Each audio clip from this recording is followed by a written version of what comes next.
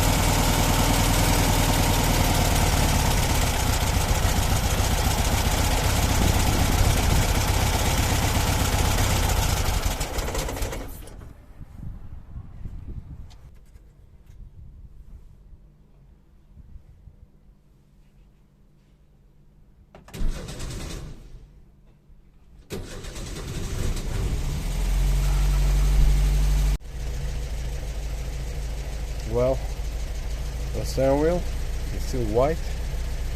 I had no time to finish it, but it looks good so far.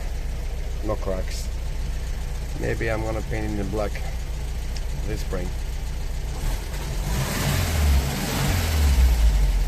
This one is working. No more lead. I think it's burned out. It's made in China, but at least it shows the RPM in an exact way.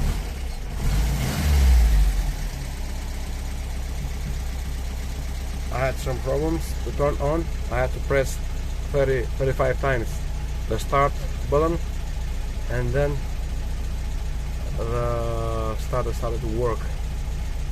I think the starter needs to be rebuilt inside. I think it's rusted. Anytime I don't drive the bus for a while, I have problem to start the engine. I had to push and push, and I hear tuck tuck tuck tuck in the back. And after a while, after I turn on the engine, it will work all the time, every day. It happens only when I don't use the engine at least 3 or 4 months. This is the bus.